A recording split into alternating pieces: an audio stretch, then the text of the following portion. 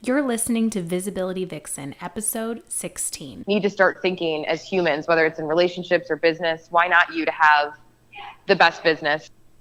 Why not you to have an amazing relationship? Why not you to be healthy physically, mentally, spiritually? Why not, right?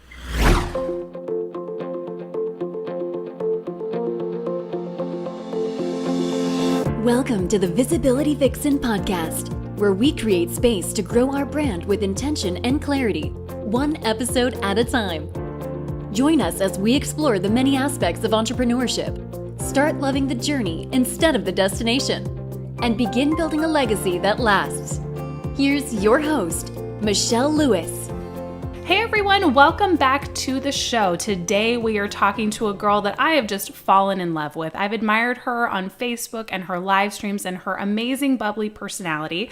So I reached out to her to be on the show and she graciously accepted. Her name is Angie Lee. Welcome to the show, Angie. Hello, I'm so excited to be here. Thank you. Me too. Let's talk to you a little bit more about what Angie does. Angie is a business and brand strategist, author, speaker, and certified life coach. From health coach to lifestyle entrepreneur, helping women build their confidence is deeply engraved in her veins.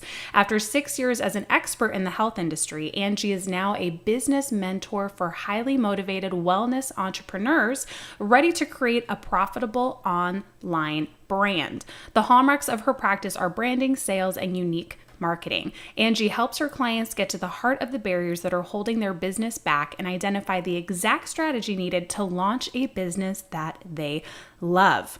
Angie, that is so exciting, and I want you to dive into it just a little bit more. Tell me about your passion and how you made that transition from the health industry to being more of a business coach. Yeah, and it's interesting because if you would have asked me 5-6 years ago, even if I would be a business coach right now, I'd probably say, no, I'm going to stay in the health industry forever. But I think, you can't never say never with anything in life. And it just felt like such a great transition for me. I've always had a strong passion for sales and marketing, have started multiple businesses, I've been a serial entrepreneur. So for me, my passion to help women bring that to the surface and to teach them the skills and teach them the systems of exactly what I did to build my online brand as a health coach is essentially what I do now. Is I took everything I've learned and now I teach them what I did, because it's been such a passion and such a blessing, as we were just talking before we started recording, to be able to do what we love every single day and work from home and virtually inspire so many people and have clients from around the world. So it's definitely been a blessing. But as far as my story of how it all began, is it was a blog. It was a health blog. That's truthfully what it was. And it started in my dorm room in college in the middle of the night. One night I thought, hey, I'm going to start a blog spot and share it with everyone. Blog spot, the good old days. And shared it with my MySpace friends, I think, so. MySpace. So they loved it. MySpace. And the next thing you know, I was a personal trainer. I was a nutritionist. I got certified and I started taking everything I've learned, all my testimonies, all of my feedback, all of my experiences, and I put it into this blog. I treated it like a diary. I treated it like a motivational place for me to go and just put my thoughts and my passions, and truthfully showing women what's possible when they take control of their health and their physical body. And so at the time, my intent wasn't to monetize it. I didn't know it'd become this large business, but I just stayed consistent every day. I just woke up every day and was just hustling on this blog with just pure passion, right? I wasn't being paid for it at the time, and built a large business and a large following out of that and turned it into my health coaching business. So that's how Angie Lee Health started. And then over time, I phased out of Angie Lee Health and now I do business coaching 100%. That's so awesome. We were just talking about before we started recording how the men in our lives, when we first started, were just kind of like, what? Huh? And they still have that to a certain degree. But now that they've seen that it's possible and this whole online world is possible, they're like, oh, have you ever thought of doing this? Like they're this, these geniuses that are giving us these ideas. They at first think it's silly and crazy, and then they realize it's the most brilliant thing ever, and they're like, oh, all right, I'm in on this. Yeah, absolutely. I think when we first started dating, he wasn't sure at all it even existed, right? Because most people are taught, corporate America, go to your job. That's what you do. You go to your 9 to 5. And I always knew in college that that was not the route for me. I've been an entrepreneur since a little girl, and I tapped into it early. I took advantage and said, oh my gosh, there is such a power with social media, that you could literally create a brand. You could literally change people's lives. I mean, I'm able to reach people I would never be able to reach. I'm going to take advantage of this. And that was when I started to get serious. There was a turning point one day where I started to study online marketing. I hired a business coach, and I just said, oh my gosh, I'm going to figure out how to monetize this, because this is what I want to do every day. I literally want to wake up. I want to write newsletters. I want to write blogs. I want to inspire people, and I want to help them with their health. So I was just committed every single day. Essentially how I did it. That's amazing. Well, and now, of course, when they tell other people what we do, they puff up a little, and they're like, well, the woman in my life is this online amazing business. And they don't see the work. Coach. They don't think it's still a job, and it's still a grind. It's still a hustle. It's a ton of work. Yeah. I love it. Obviously, we both love it, but it is still work. And I think people don't see the unsexy side of entrepreneurship and owning an online business, but there's a lot of unsexy sides to it. When the makeup's off, when the hair is wild, when you're in your PJs and you've been on your computer for like 6 hours for a launch. Literally staring at a screen, and then your computer dies. Yeah, then you just want to just go hide and cry in your closet. No. Yeah, absolutely. And you're alone all day. It's interesting. I realized that that isolation feature is something I'm working on now. Is okay, how do I be part of partnerships and masterminds and still work at coffee shops and just engage with people? I'm such a social creature, so it's so important for me to get out of my house and do that. Oh, that's so true. I was just talking to Nathan about that last night, and I said, I see so much difference in my productivity on weeks where I'm around other ladypreneurs, or I'm, more social, versus if I'm kind of isolated, if everyone's busy or doing something else, then I really notice a dive in my productivity.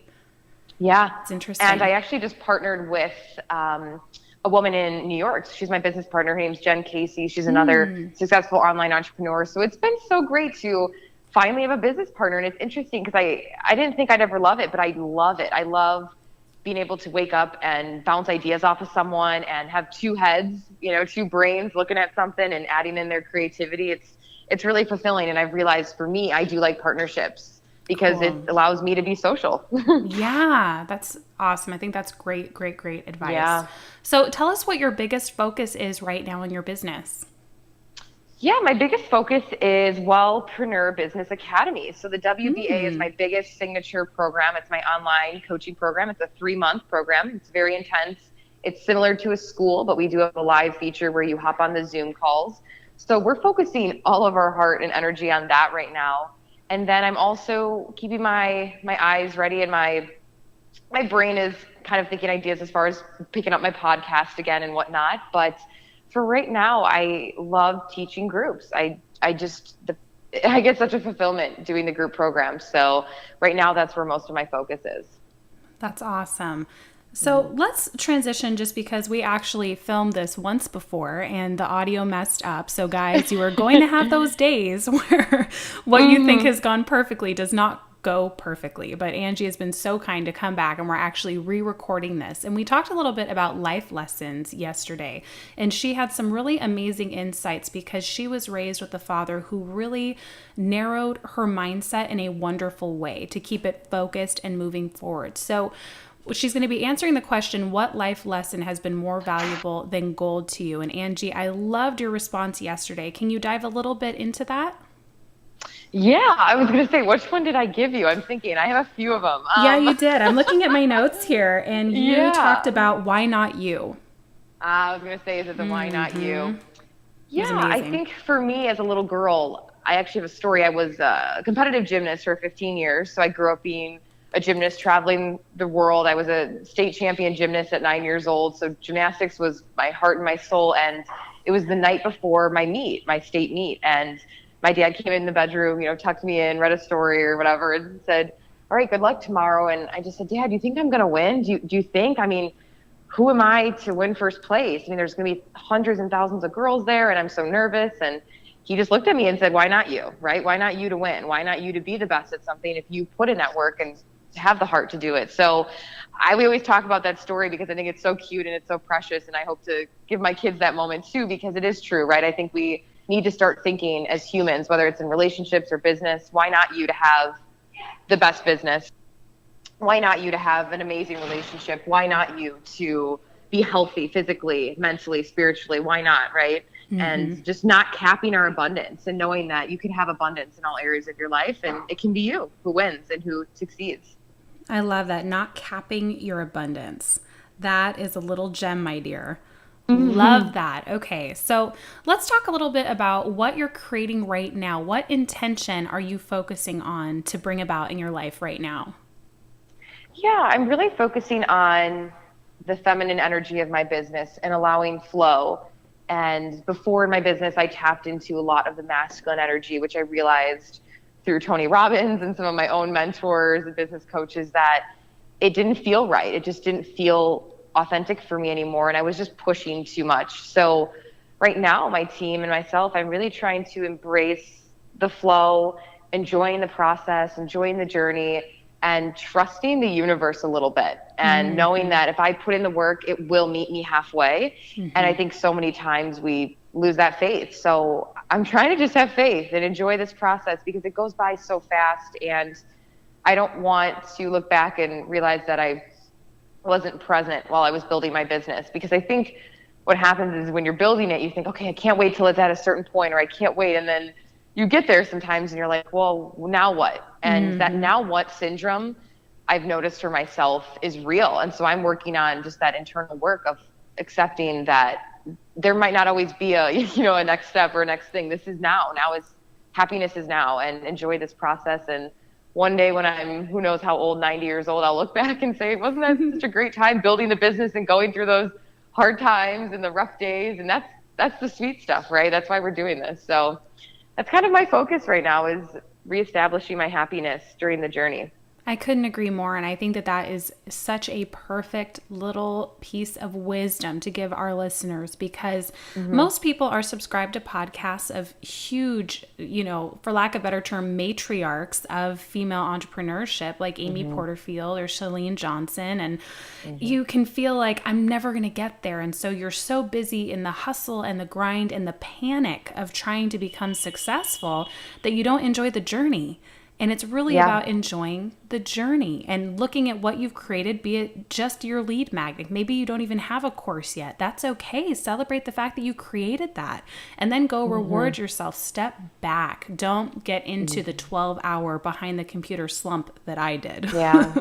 And I always say, Tony Robbins has a beautiful quote that the biggest failure in life is getting to your end goal or reaching your goal and not being fulfilled. And it happens to millions of people around the world, entrepreneurs. He's got so many studies of people who had $1 billion and then were still depressed, or it was never enough, or now what? What's next? That syndrome, the what next syndrome. And I think all of us as humans need to realize that the happiness has to be in the journey, and you have to realize that you could get to your destination. If you're still not happy, then you didn't do the internal work to enjoy the process. And it's nice to see it now in my clients. They're doing their first videos, they're posting their first blog, they're sending out their very, very first newsletter, and to see and hear their excitement and that joy is so great. And I'm like, just embrace this. Just go dance in your living room, do what you have to do, because this is the fun stuff. You're going to remember your very first newsletter. I don't care if it's crap, like just send it, right? I'm like, just get it out there in the universe. We'll work on it as we go. But that first video, that first newsletter, that first time you're bold and put yourself out there, I just tell them, like, soak it in. That is the best stuff. This is the best stuff. I feel like I'm their mom. I'm like, this is the years. It's like, fly, little chicks, fly. I know. I'm like, little babies. This is the fun stuff.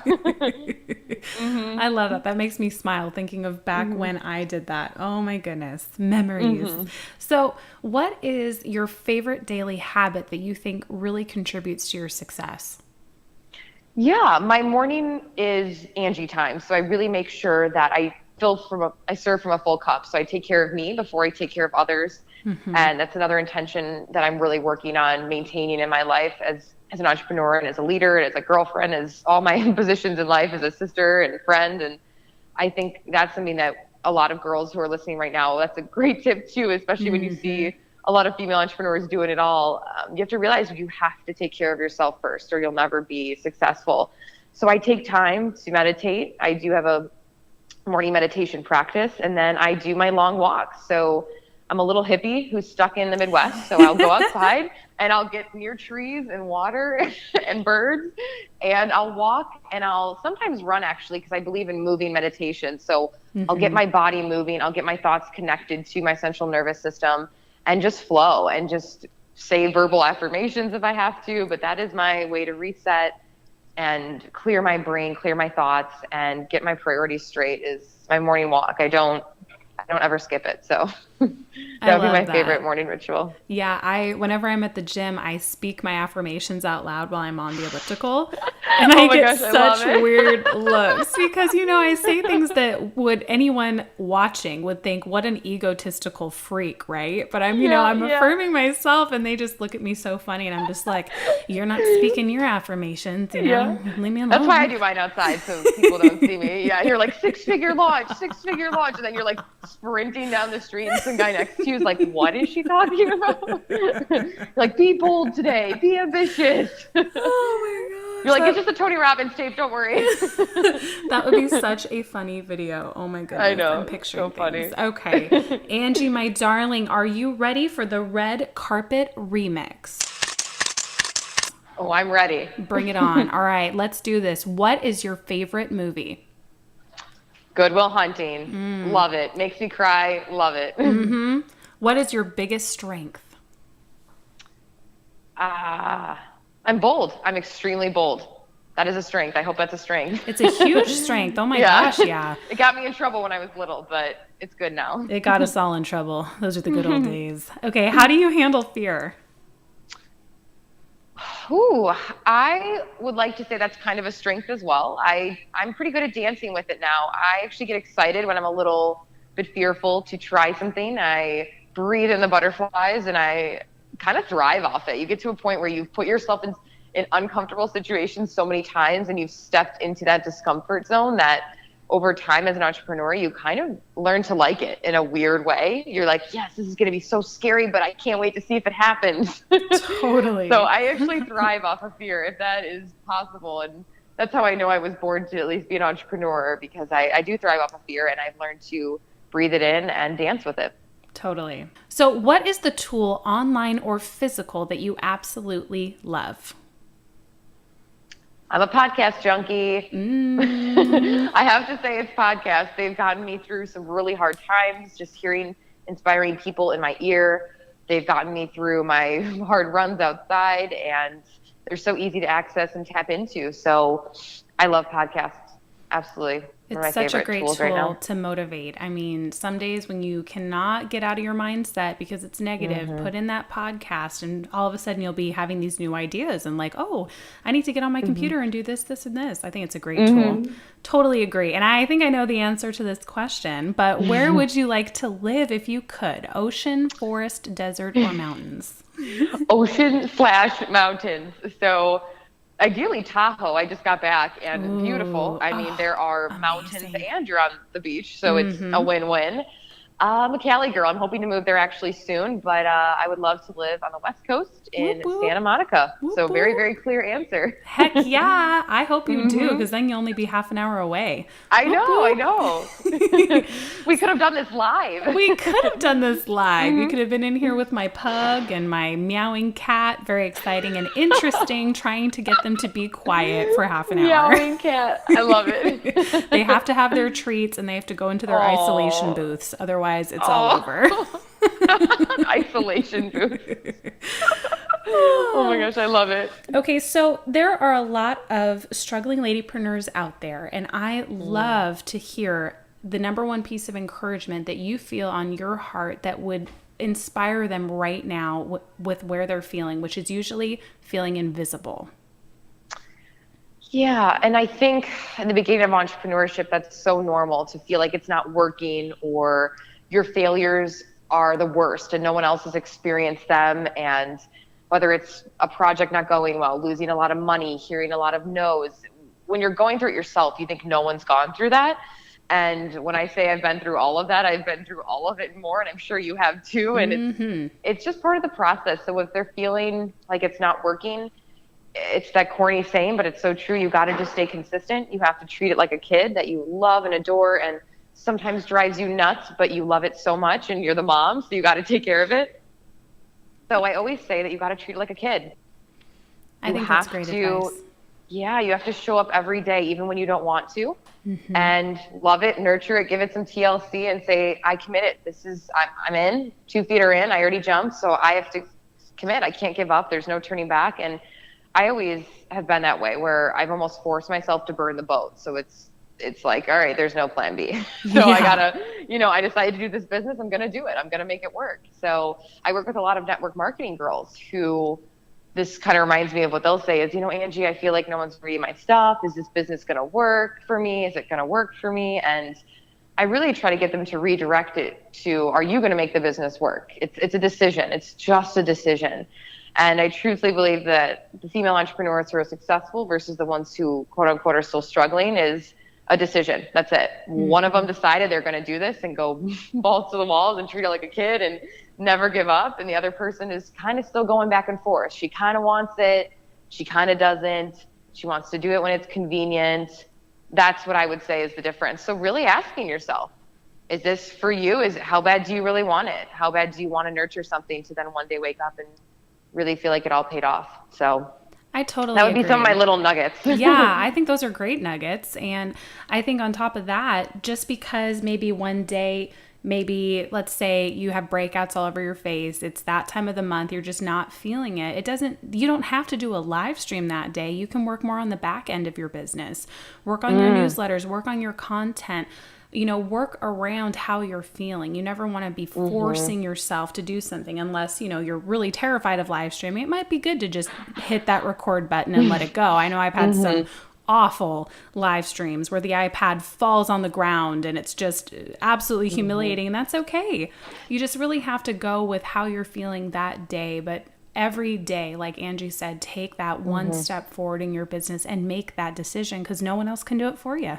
Yeah, absolutely. It's just a decision. You have to decide and say, I'm doing this or I'm not. I don't think there's any half-assing when it comes to entrepreneurship and owning an online business, because it's competitive and it's tough and you have to be all in, and not in a scary way, but in a fun way. This is a project. You get to create it and you get to wake up every day and be creative. What's better than that? It's fabulous, right? But it still is. Having your mind in the game is so important. And I'm just, all of that's just coming to me now as I'm launching another program, and I'm realizing that, wow, it really is just a decision if I'm going to commit and make this happen. So I think at any point in the entrepreneur game, you feel it and you realize, wow, I have to now level up again. I have to now trust myself again. I have to trust in the universe a little bit more now. It's like this constant game of up leveling. And a constant game of correcting your mindset and healing and moving forward. But oh my goodness, is it worth it? Yeah, I always say entrepreneurship was my real life MBA. I've learned so much in the last 6 years about myself and about what I'm not good at and what I'm good at. And oh my goodness, that I'm like, wow, you could have never bottled this up and put it in a book or taught this in school. It's nuts. And I can't wait for hopefully my future daughter to go through it one day and just give her the real life MBA instead of sending her to a master's program, because this was the hardest schooling I've ever done. Yeah. Oh, by far. Absolutely. So I know you have a wonderful gift to give our audience. You have an upcoming challenge. Do you want to chat about that a little bit and where people can find you? Yeah, I'm doing a 10-day content ninja challenge. So that's where you can subscribe to my newsletter and you get all of my free videos. And I'll be giving you guys the free video challenge so you can become content ninjas, because as we all know, creating creative content and unique content is the name of the game in the online space, and making sure that your content does stand out. So I'm creating a challenge around that. And yeah, that's my next upcoming freebie that I'm giving out. Awesome. Well, that is awesome. I'm so excited for that. It is one of the best things you can do is be constantly creating content. It's really hard to get into a rhythm of that space, because we always are like, well, I don't know if I know anything worth creating. Like maybe I've let everything out that I know, and it's not true. So take Angie's guidance, get in on her challenge and enjoy. There's no better atmosphere to learn than in a group and in a challenge. I am a challenge junkie. I love them. So I will probably be joining you.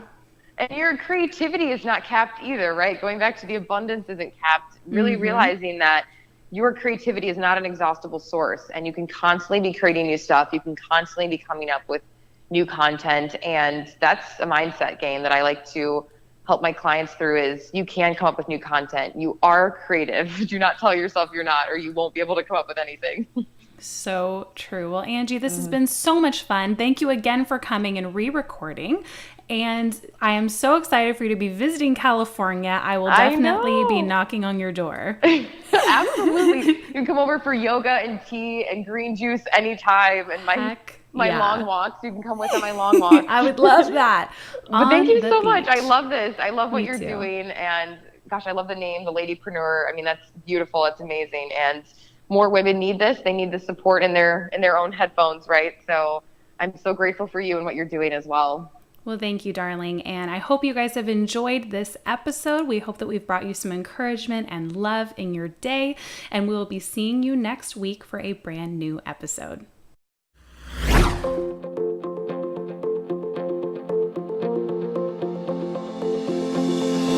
Thanks for listening in today to the Visibility Vixen podcast. Subscribe now and share with a fellow Vixen who wants to start building their visibility.